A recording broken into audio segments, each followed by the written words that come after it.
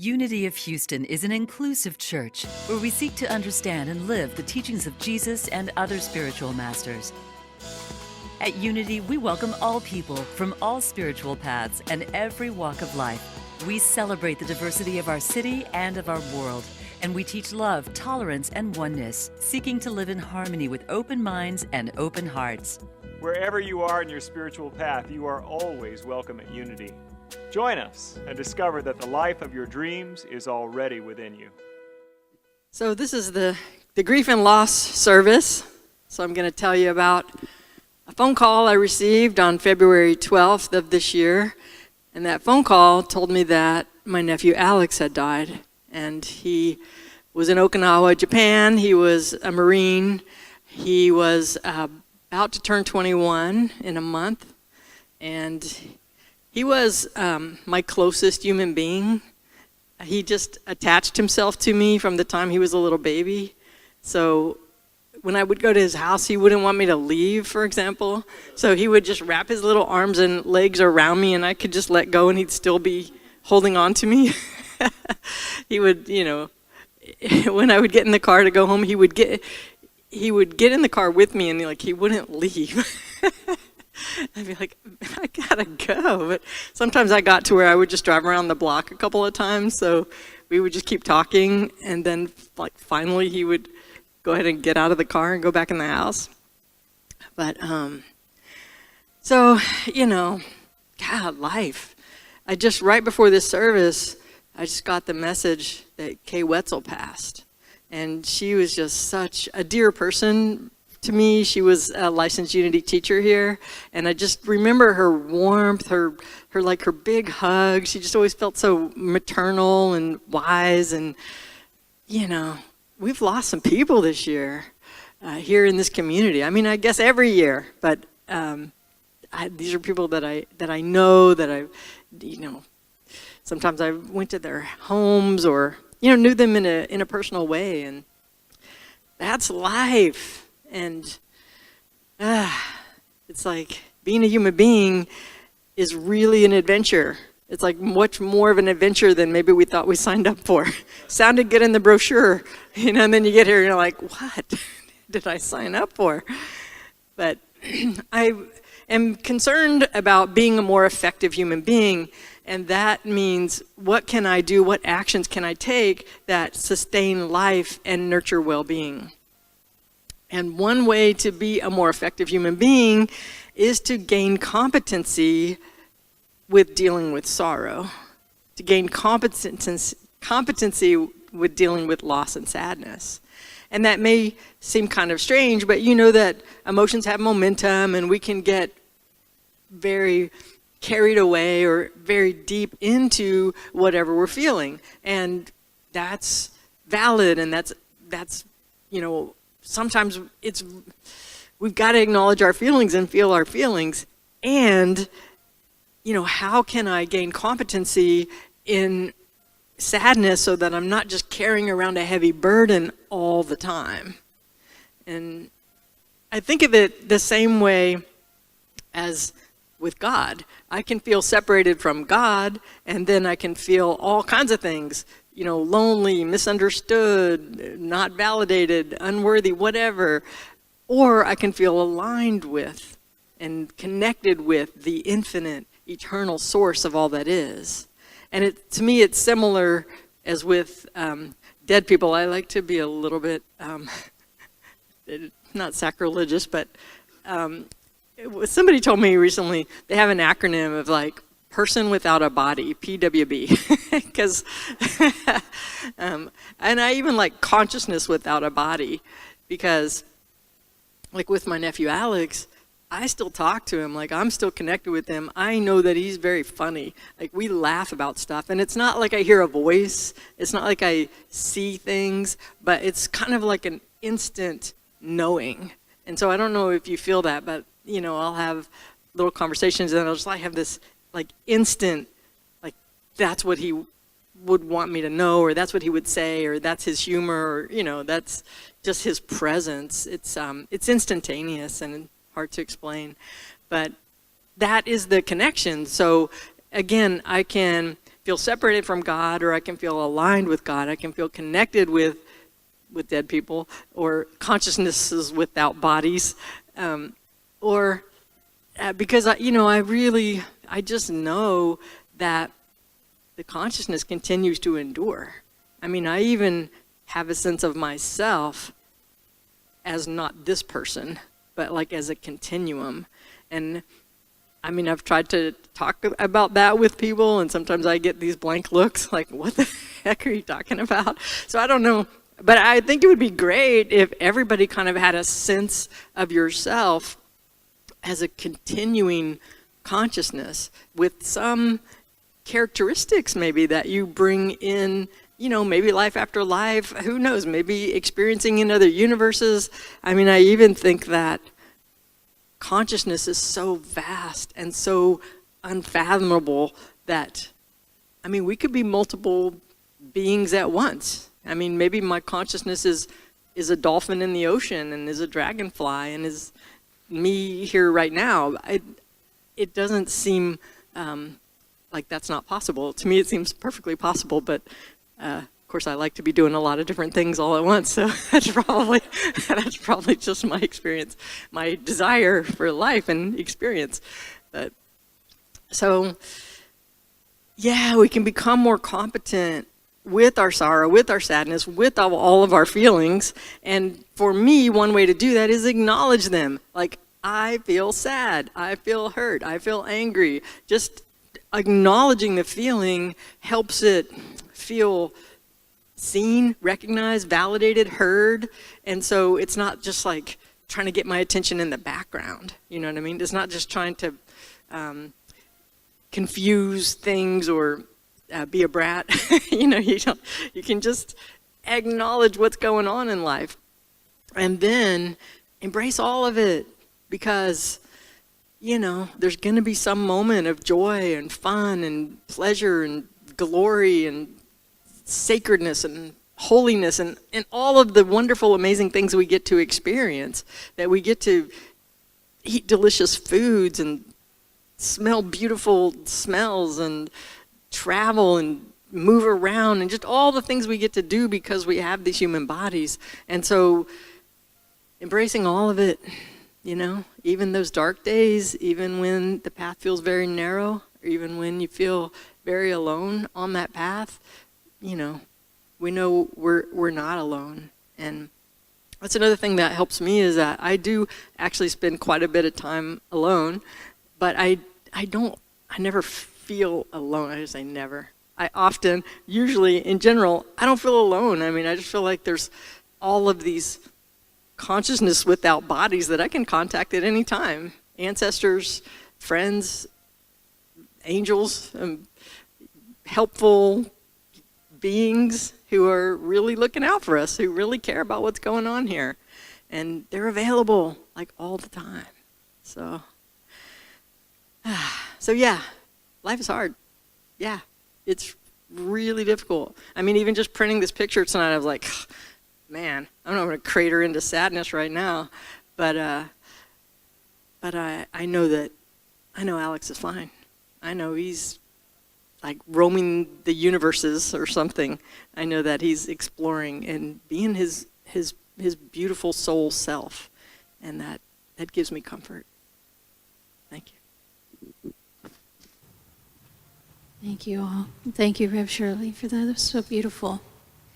I want to take just a moment to tell you all a little bit about my grandpa Bran.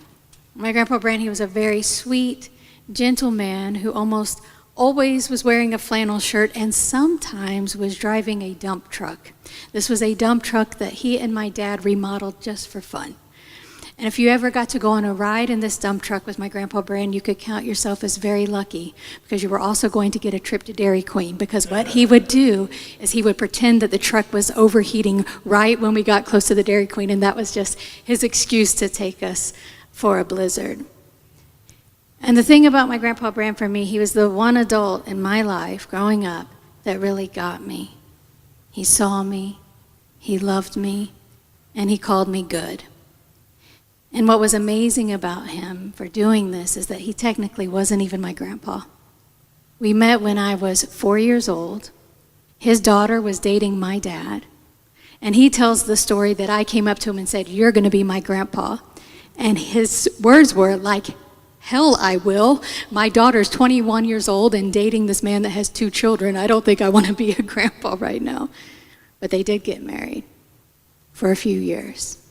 And even when that marriage ended, this man, who had no biological ties to me or reason to keep in touch with me, remained committed to nurturing me, to empowering me, to lifting me up.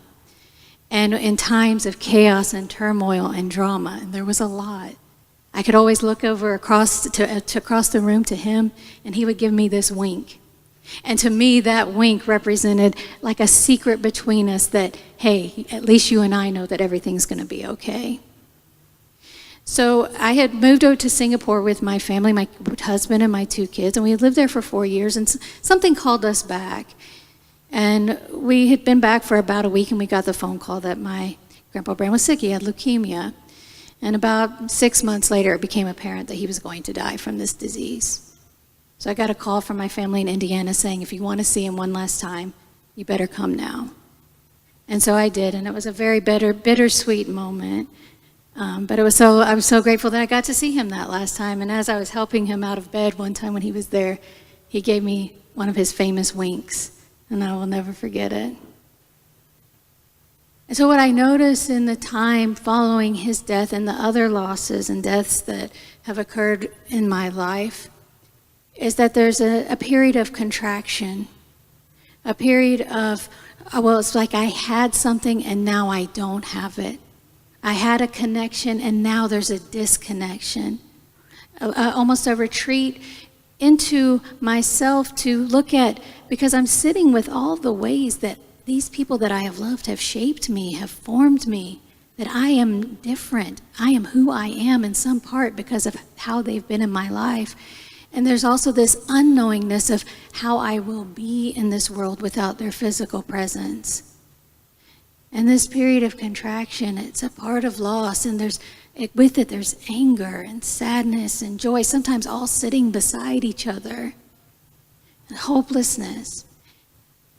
And yet there's also a very sacred piece to this, a sacred self-discovery, because we are looking within ourselves to see how we have been shaped and formed and how we shape and form other people and what it means to be humans in relationship with one another.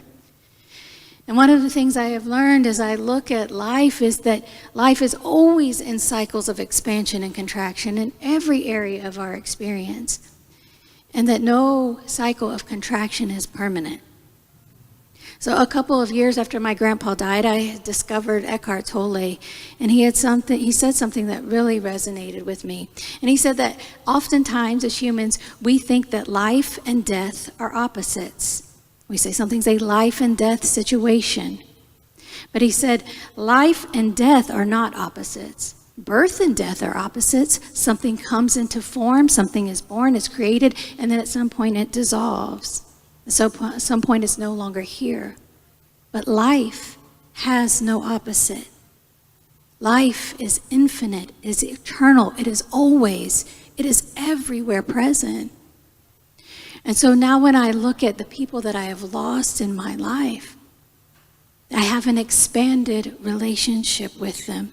It's no longer confined to the physical, as Rev Shirley so beautifully was saying. I can feel their love. I can feel their presence, hear it in the breeze rustling through the leaves and the trees, feel it on the sun, on my skin. They're everywhere. They are always. They are here and they are now with all of us. Thank you. So the kind of peace that we need to really experience comfort in times of loss and grief is that peace that only comes from spirit, that peace that passes all understanding. Our master teacher said, "Blessed are those who mourn, for they shall be comforted." They shall be comforted. And there's a process that we go through in grief. It takes the time it takes, as we're often told in our spiritual path. and to trust the process, and that for each one of us it's going to be different. We're here tonight to comfort each other in our loss in spiritual community. Grief historically has always been communal, and it's in modern times that it's become a private affair. So we're opening it back up to that communal experience. Life is filled with endings. The day ends, and school year ends, different small endings that can even hold pieces of grief and loss. There are endings that we really can't fully plan for or know, like the end of a loved one's life. We can allow grief to harden us, to make us bitter towards life. That happens to many people who they are looking for somewhere to place their anger over their grief and their loss, that person leaving their life, and that anger can be put onto God, and then they turn away from God in the midst of loss. Or we can allow our grief to soften us, to lead us into having greater compassion and more open heart, a greater connection to life. Now, the brevity of life, that it doesn't last forever in this form, in this human body, that allows us to recognize the value in it. Without familiarity with sorrow, it actually stunts you developmentally. We never really fully mature into adult men and women without that experience of the broken heart. It's the broken heart that knows sorrow, that is capable of deep and genuine love. So it really is a gift as we recognize it as that something that a spiritual teacher told me, that the height of one's joy is equivalent to the depth of their sorrow, that there's a correlation there, so something to think about of what's possible.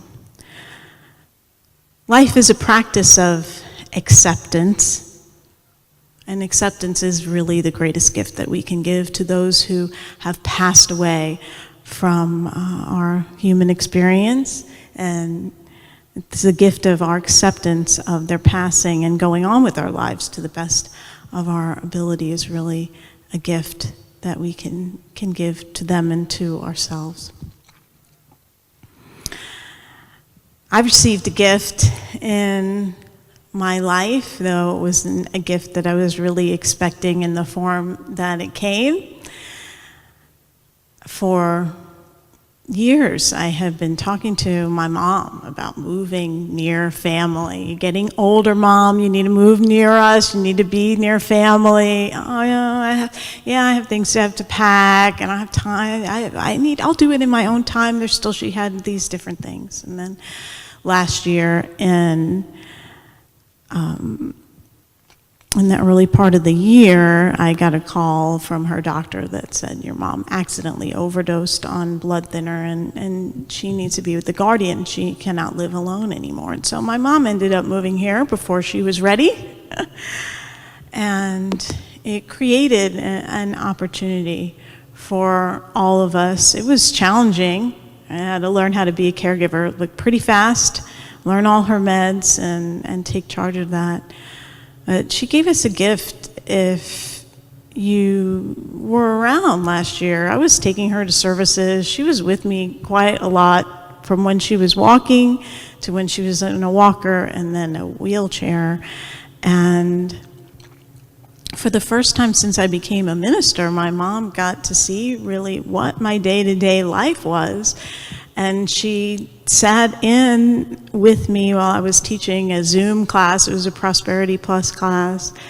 And she's like, I had no idea that what you're doing was having like such a deep impact and changing, inviting people into such change and transformation in their lives. I'm so proud of you. And that my mom, there was just this window of time where she had a presence and a clarity about her, where she liked all the food I made her. We had 3 meals a day. She always loved everything. And I even took a video of her. One time I had made some kind of Italian dish, and she loved it. I said, Mom, I need to take a testimonial video because I need proof that you loved it.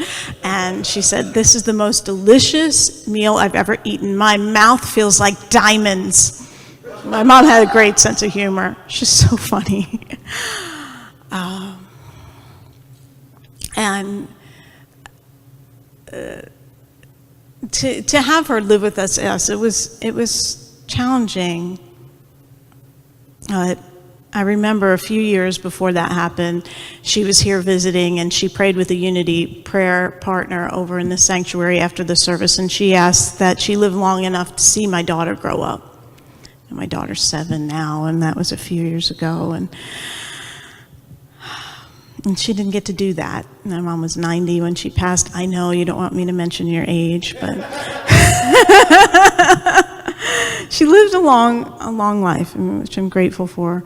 But she didn't get to live to see my daughter grow up the way she wanted to. But what she did was she got to be fully implanted in our lives in a way that wouldn't have happened any other way. For 3.5 months, we were in the thick of it, and that's a memory that my daughter will always remember, having those meals and spending that time with her nanny. And it was after that time that we couldn't really take care of her in our home anymore, where she moved into assisted living, and then she got a new pacemaker where once she had that surgery, her health started to more rapidly decline, and she was experiencing dementia. And I did my best to treasure the times with her, but really it was, if you're a caregiver, you know it's like a 24, actually there's a book that calls it a 36-hour-a-day job as a caregiver. It's just constant, even when you're not with the person and other people are caring for them. And I was glad I had those 3.5 months where she let me know how beautiful I was, how much she loved me, and it was good, because as the dementia progressed, she slowly stopped remembering who I was. First, she started calling me my sister's name. Then she kind of got vague, like, oh, where's the baby, my daughter? Like, she started forgetting names, and then there was one time, later, closer to the end of her life, where I said, oh, I love you, Mom, and I'm so happy to see you. And she said, why do you keep calling me Mom? That was hard. And there was another time where she's like, I feel like I have a really close connection with you. I don't know why, but I just feel that we have some kind of connection. See, I'm your daughter and I love you. And what I recognize in all that is that when my mom passed, and I'm still processing the grief, like I know I haven't completely processed it, it's still very fresh to me. And I've done a lot of forgiveness around, like, that caregiver guilt. Like, wow, I wish I could have done is there something more I could have done, or spent more time with her, or written down more things that she said, or that kind of thing.